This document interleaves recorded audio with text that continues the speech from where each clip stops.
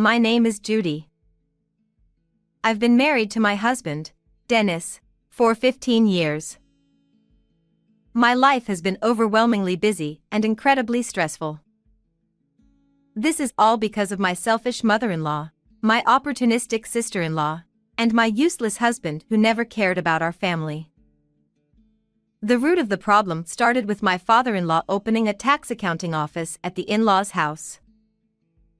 My mother-in-law noticed my background, saying, "Having a level 2 bookkeeping qualification is just perfect." And that's when my luck ran out, and I was forced into living with them. "Since you're at home anyway, you can handle the housework, right?" She said so, and began to pile on daily chores like cleaning and cooking, in addition to assisting with my father-in-law's office work. She always looked for an opportunity to go shopping or dine out whenever she had free time. She had a personality of favoritism towards those who she liked, and her favorite was my brother-in-law's wife, Nicole. My brother-in-law and his wife, who live about an hour away by train, have kids, and whenever they have time off, they all come over. Technically, they do give my mother-in-law a heads up before visiting. "Leave the kids to me." She says this with such confidence. Nicole also takes advantage of my mother-in-law's words. "Okay then, we'll come over tomorrow." It's such a carefree response, not considering our plans even a bit.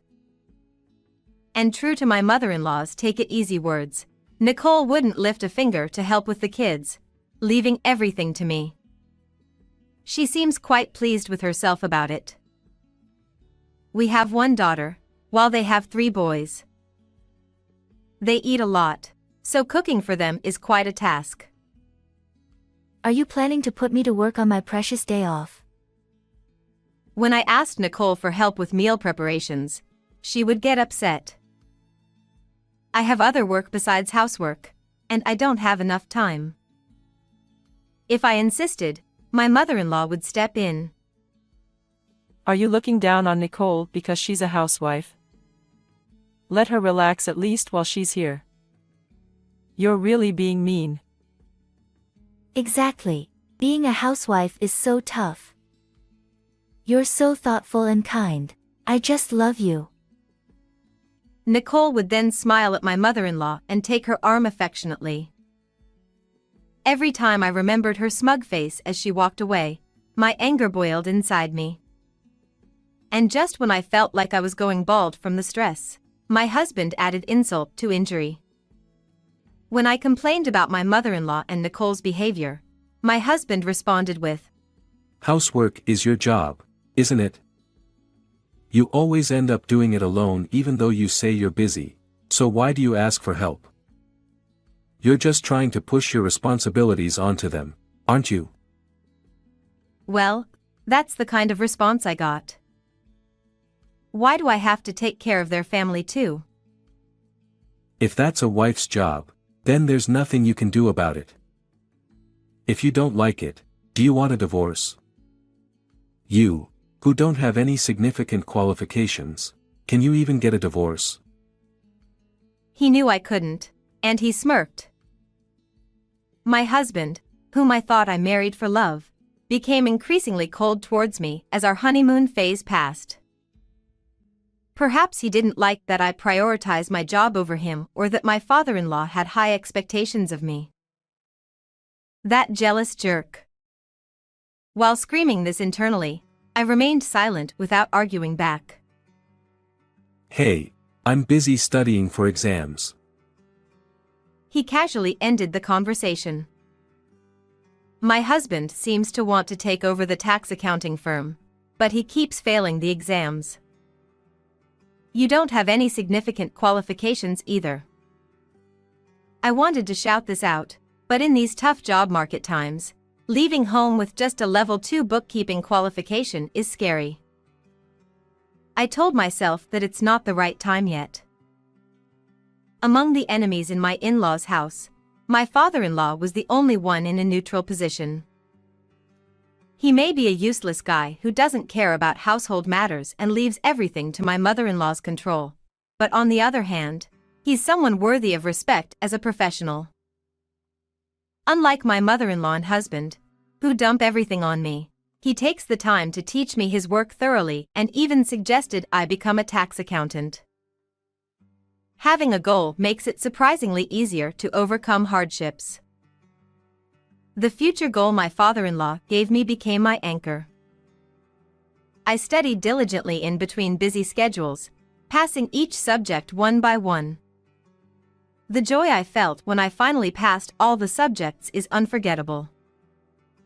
With practical experience under my belt, I got registered as a tax accountant, and both in name and reality, I became a member supporting my father-in-law's firm. It seemed that my husband didn't appreciate me starting to work as a tax accountant. He became openly cold towards me. When I tried to offer words of encouragement while he was studying for his exams, he snapped. Are you looking down on me? You're such an unsympathetic woman. He'd also bring up my brother-in-law and saying, He's lucky, isn't he? Nicole is beautiful. Why did I end up marrying someone like you? We only have one daughter. Even my mother doesn't like you. You're the worst wife. He would belittle me like this. My mother-in-law continued to dote on Nicole, favoring her children over mine. Nicole took advantage of this, acting selfishly and even once leaving her kids with us to go on a trip with my brother-in-law. Nicole is such a good girl. She even thinks of us and brings back souvenirs when we can't go on trips. And compared to her, you always have a sour face and act all high and mighty just because you became a tax accountant. Honestly, you're such a terrible daughter-in-law. I had grown accustomed to my mother-in-law's snide remarks, and I honestly found myself torn. I had prepared divorce papers, fully intending to divorce once I became a tax accountant, but when it came down to it, I didn't know when the right time would be. I had thought that obtaining the qualification would mean I could leave at any moment, but I also found enjoyment in working with my father-in-law, which made me hesitate to leave. My indecisiveness was finally pushed aside by my mother-in-law's hospitalization. It happened right before the summer vacation, when she fell down the stairs and broke her leg. While in the hospital, my mother-in-law suddenly remembered something. Nicole and her kids will come over, so make sure to take care of them. What? How shameless can she be to come over when my mother-in-law isn't even there? I was speechless, but there was no point in complaining to my mother-in-law. When I got home, I contacted Nicole directly. Over the phone, Nicole was cheerful. Please take care of my kids again this summer. However, when I told her that she should reconsider since my mother-in-law was hospitalized, she quickly changed her tone and mocked me. What? We already have made plans. There's no way we can cancel now. Are you too stupid to understand that? That's my line. Every year, you never consider how inconvenient it is for others. Enough is enough. I have work to do. I'm busy. And you want to leave your kids and go on a long trip with your husband? Don't be ridiculous. Do not come over. I talked back to her, leaving Nicole silent for a moment. How dare you talk to me like that? You're hated by our mother-in-law anyway. I'm going to tell on you. She then hung up abruptly. It seems she quickly tattled to my mother-in-law, who then told my husband. He called me over immediately. I heard you told Nicole not to come over. You're absolutely the worst. I'm really disappointed in you this time. You're so heartless. We're getting a divorce.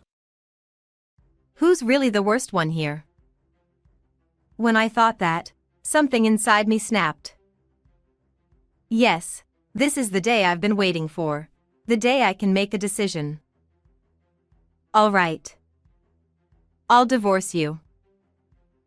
I calmly replied as I handed him the divorce papers I had prepared. Huh. He seemed taken aback, perhaps surprised by how well prepared I was. Please fill it out. My words seemed to snap him out of his daze, and perhaps fueled by anger at my lack of hesitation, he hastily filled out the form. Even if you cry and apologize, I won't cancel the divorce.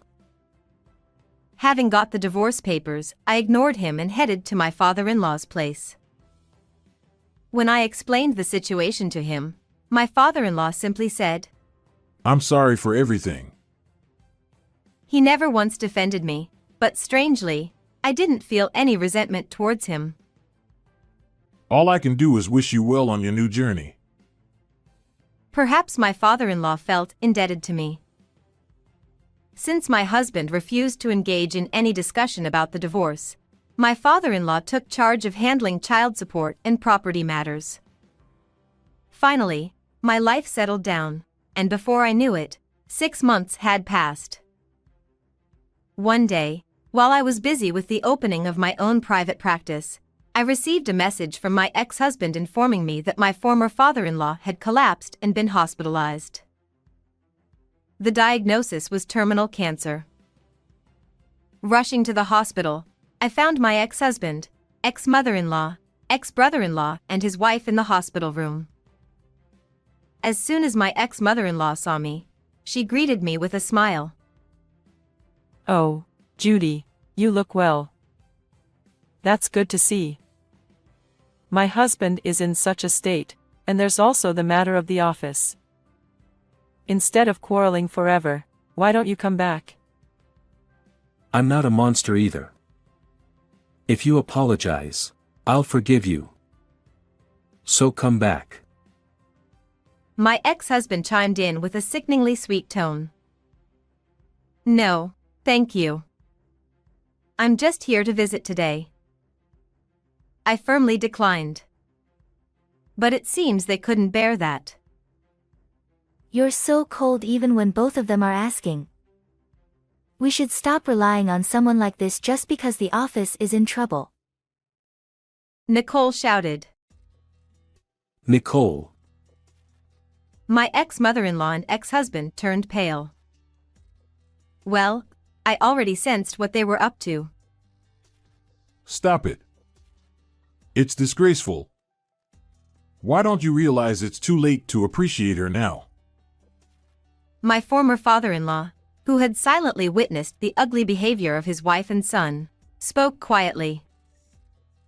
But, without you, Dad, what will happen to the office? How are we supposed to live? My ex-husband began to whine. You're over 40 and pathetic. Figure it out yourself. Judy is already a stranger. What do you mean she's a stranger? The divorce is invalid anyway. Judy would be in trouble without the office. Who else would hire a woman like you? The man still can't see reality as it is. My ex-father-in-law seemed to feel the same, letting out a big sigh. Judy has become independent. Many clients want to rely on her. She's a respectable, fully qualified tax accountant. Unlike you, who still haven't passed half of your exams.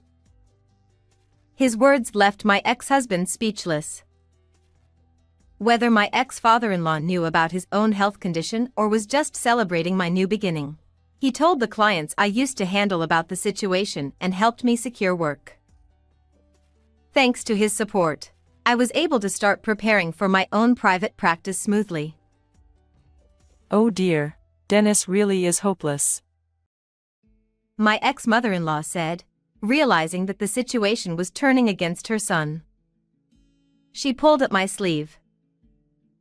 Judy, I think we can get along again. Ever since I broke my leg, it's been difficult. I need rehabilitation, and with this leg, it's hard to manage the house. Please come back. Why don't you ask Nicole for help with your rehabilitation? I replied coldly, and Nicole jumped in before my mother-in-law could respond. I'm too busy with my own household. I don't have time for that. My ex-mother-in-law was visibly shocked by Nicole's blunt refusal. Nicole? I won't do any caregiving. I hate taking care of old people. My ex-father-in-law burst out laughing at Nicole's blatant disgust. Nicole, you've been spoiled by my wife all this time, and you have the nerve to call Judy cold? I don't want to see your face anymore. Leave. As Nicole's face turned pale, he turned to his wife. Thanks to your foolishness, we ended up with this useless daughter-in-law while the capable and reliable one left. You might as well kneel and beg this useless one to take care of you. My ex-mother-in-law was left gaping, unable to respond to the unprecedented harshness from my father-in-law. I, too, was wide-eyed with surprise. When you realize you have little time left, you find you can say what you really want to say. My ex-father-in-law chuckled at her words, finding it amusing. I continued to visit my former father-in-law in the hospital. My ex-husband eventually had to close down the office. Due to his age, he was struggling with job hunting. My ex-mother-in-law's leg condition worsened, preventing her from going out, which she loved. She also stopped doing any housework, so my ex-husband had to take over. Since he was incapable of doing much, the house became a mess. He must be having a hard time. Nicole hasn't visited the in-laws since that incident. My ex-brother-in-law seems to have lost all affection for a wife who refuses to care for his mother, and the atmosphere at home has grown cold. My wife was complaining about her cold daughter-in-law the other day. He said with an exasperated laugh. Though I couldn't be there for his final moments, I was able to express my gratitude to him. The best way I can honor him now is by preserving the relationships he built with others. I'll do my best.